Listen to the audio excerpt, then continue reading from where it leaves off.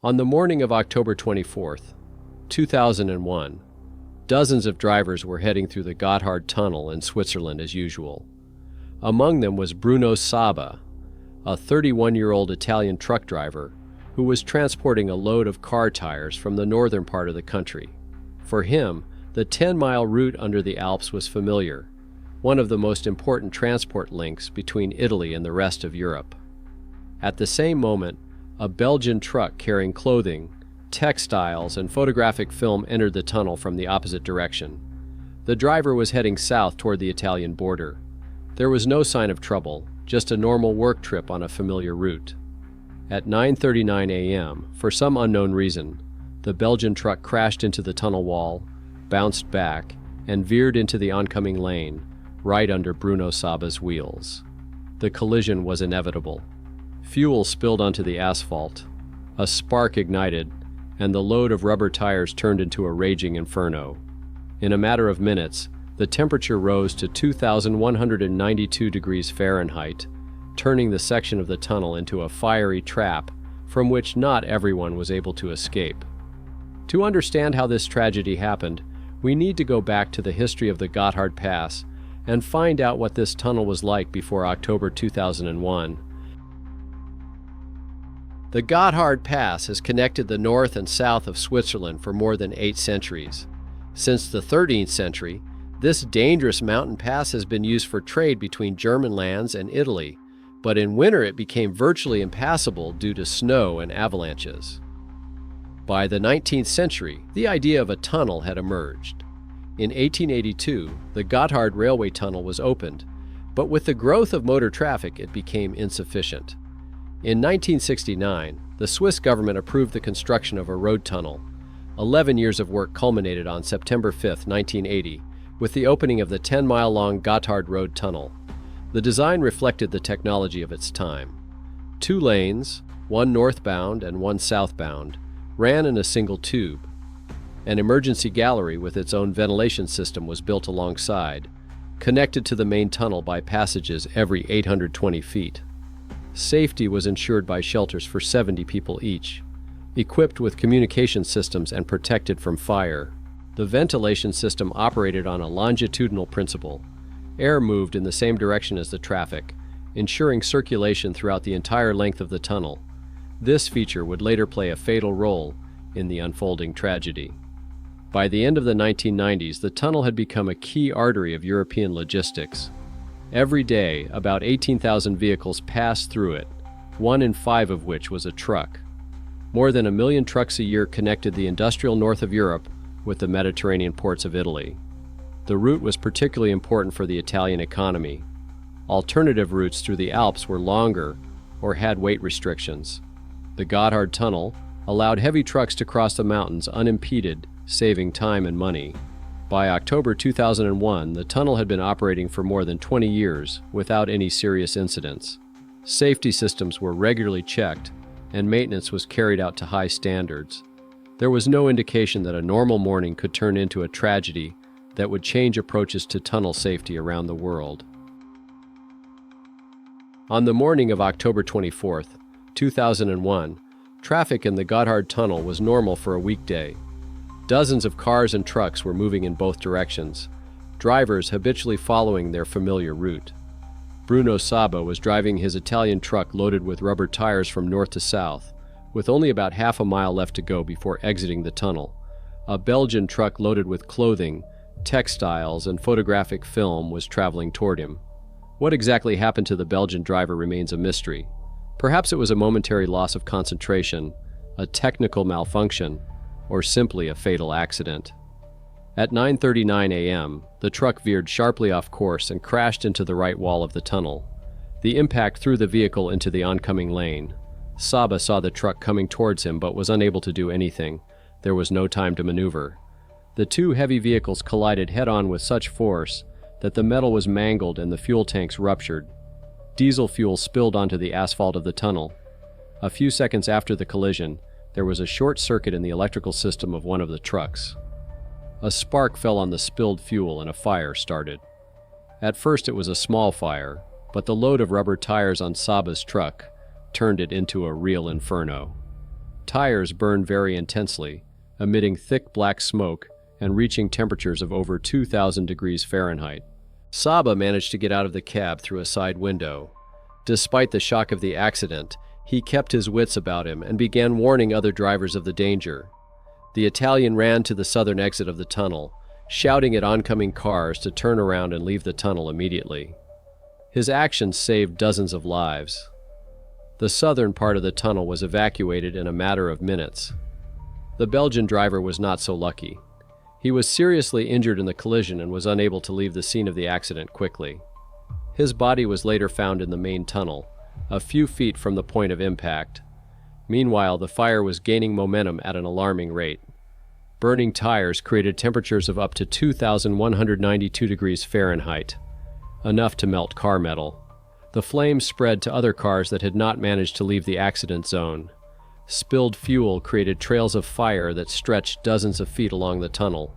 The tunnel's ventilation system, designed for normal conditions, played a fatal role. It continued to operate normally, blowing air from south to north. This meant that all the thick toxic smoke from the burning tires and plastic was directed to the northern part of the tunnel, toward the exit at Gotthard. Drivers in the northern part of the tunnel were faced with a nightmare. First, they saw a wall of black smoke approaching. Then they smelled the suffocating smell of burning rubber. Visibility dropped to zero. Those who were closer to the accident and immediately realized the scale of the danger turned around and hurriedly left the tunnel. Others who were further away and did not immediately realize the threat hesitated to make a decision, and this delay cost some of them their lives. Marco Frischknecht was among those who found themselves trapped. Realizing that it was impossible to drive out, he abandoned his car and made his way along the tunnel wall, trying to find one of the emergency exits. "I made my way along the wall. It was very, very hot. There was smoke everywhere," he later recalled. Frischknecht managed to reach one of the shelters where he waited for rescue. The emergency shelters proved to be a lifeline for many. These fireproof rooms, each designed to hold 70 people, became islands of safety in the fiery chaos. People hid there from the smoke and heat, waiting for help from the rescue services. The communication system in the shelters allowed the evacuation to be coordinated through a parallel gallery. The emergency response service acted quickly. Thanks to Bruno Saba's actions, the southern part of the tunnel was cleared, and just 7 minutes after the accident, the first fire crews arrived at the southern portal. But getting to the source of the fire proved almost impossible. The temperature at the epicenter of the fire reached 2,192 degrees Fahrenheit, making it extremely dangerous to approach even in protective gear. Burning tires created so much smoke that visibility was zero. Benno Bielman, one of the firefighters, later called this operation the worst job of his career. More than 150 firefighters from the nearby towns of Airolo and Gotthard tried to get the fire under control. Teams attacked the fire from two sides, but the northern approach was almost completely blocked by smoke. Standard firefighting methods proved ineffective against the burning tires and high temperatures. The heat was so intense that the concrete ceiling slabs of the tunnel began to collapse. These massive structures fell onto the burning cars, creating additional obstacles for rescue operations. In total, about 40 cars were damaged by the fire. Many of them melted into a single mass of metal. The main victims were those in the northern part of the tunnel, about 980 feet from the accident site. The toxic smoke from the burning materials proved deadly. 11 people died from smoke inhalation. Most of them were truck drivers who either did not have time to evacuate or tried to save their vehicles. The tragedy showed how quickly the situation can change in the confined space of a tunnel. What started as a routine traffic accident turned into a disaster with human casualties in a matter of minutes. The fire burned for several hours before firefighters were able to bring it under control. By the evening of October 24th, 2001, the fire in the Gotthard tunnel had been extinguished, but the scale of the destruction was staggering. A 650-foot section of the tunnel was reduced to rubble. Concrete ceiling slabs collapsed, and about 40 cars were burned or melted by the extreme heat. The walls were covered with a thick layer of soot, and the ventilation system was seriously damaged. Engineers concluded that despite the damage, the main structure of the tunnel had remained intact and could be repaired. However, the repairs would take months. The Gotthard Tunnel, one of Europe's most important transport arteries, was closed indefinitely. This was a serious blow to European logistics. Around 3,600 trucks carrying goods worth millions of euros passed through the Gotthard Tunnel every day. The Italian economy was particularly hard hit, as the country lost its main land route for trade with its northern neighbors. Transport companies sought alternatives. The Gotthard rail tunnel resumed transporting trucks on flatbed trains, but its capacity was limited. Thanks to a warm autumn, the Gotthard Pass remained passable, with trucks crawling along the mountain serpentine road, creating traffic jams stretching for miles. Other Alpine tunnels experienced a sharp increase in traffic, but were unable to fully compensate for the loss of the Gotthard. The economic losses were estimated at millions of euros per day. Italian industrial enterprises faced delivery delays, and trading companies suffered losses due to increased transport costs. The Italian Freight Transport Association declared that the economy had come to a standstill. The Swiss authorities mobilized all resources for a rapid recovery. Contractors already familiar with the tunnel's design were brought in to carry out the work. Repairs were carried out around the clock. Debris was cleared away, the ceiling was restored, and electrical systems were replaced. Engineers used the pause to modernize the tunnel. They increased the number of ventilation openings, improved emergency lighting, and made signs to shelters more visible. On December 21, 2001, 2 months after the tragedy, the tunnel was reopened. Moritz Leuenberger, Switzerland's transport minister, called the October events a scene of horror, but emphasized that the safety systems had saved many lives. The return to normal operations was gradual. Truck traffic was limited to 150 per hour with a mandatory distance of 490 feet between vehicles.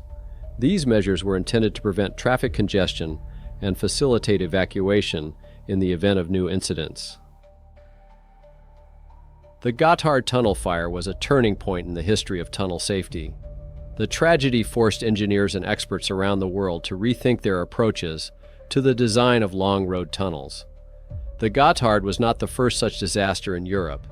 In 1999, a fire in the Mont Blanc tunnel claimed 39 lives. But it was the Gotthard experience that demonstrated the importance of a properly designed safety system. Thanks to emergency shelters and an evacuation gallery, more casualties were avoided and dozens of lives were saved. After 2001, the European Union tightened tunnel safety requirements. Mandatory standards were established for all tunnels longer than 1,600 feet. Emergency exits, shelters, warning systems, and special ventilation systems capable of localizing smoke in the event of a fire. In the Gotthard itself, major changes began. A specialized fire department, Schadenwehr Gotthard, was created with increased staffing and special training. Thermal detectors were installed at the entrances to check each truck for overheating. This system has prevented several potential fires. Ventilation has changed dramatically. The new system with adjustable dampers is capable of localizing smoke in a specific area and preventing it from spreading. Emergency exit signs have been made more visible, and shelters have been equipped with detailed instructions in several languages. The most radical solution was the construction of a second tunnel, which began in 2016. The parallel tunnel will completely separate traffic flows in both directions, eliminating head-on collisions. Construction is scheduled for completion in the late 2020s. At the same time, in 2016, the new Gotthard-based tunnel, 35 miles long, opened, the longest in the world. It allows trucks to be transported on platforms, reducing the load on the road tunnel. The Gotthard experience has influenced tunnel design around the world. New long tunnels are being built with 2 tubes and a sophisticated safety system. Older tunnels are being modernized, taking into account the lessons learned in 2001. The Gotthard disaster has become a mandatory case study in fire academies and engineering universities, demonstrating the importance of proper human response and the effectiveness of passive safety systems.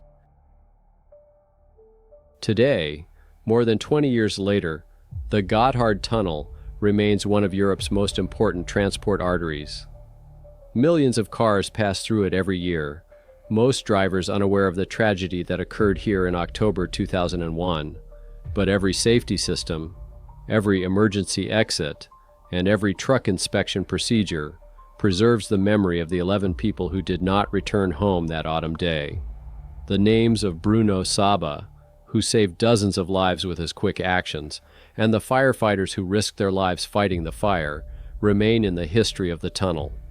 Their courage in a critical situation showed that even in the most dire circumstances, human solidarity and professional duty can save lives. The Gotthard tragedy changed the world of tunnels forever. What began as a routine work trip and ended in disaster forced humanity to rethink its approach to safety and create standards that today protect millions of people around the world. This is the main legacy of those who died in the fire on October 24, 2001. The history of the Gotthard Tunnel makes us think about the fragility of our everyday lives. Every day, millions of people drive through tunnels and over bridges, fly in airplanes, trusting their lives to technology and safety systems. But what if a single spark is enough to change everything? Imagine yourself in Bruno Saba's shoes. Would you be able to think about other people rather than your own safety at a critical moment? Or in the shoes of those drivers in the northern part of the tunnel, would you be able to make the right decision in a matter of seconds, surrounded by chaos and panic? What would you do in the tunnel if you saw smoke ahead? Would you keep driving, turn around, or abandon your car and run on foot? Write your thoughts in the comments. I'm really interested in your opinion. Thanks for watching, and see you in the next episode.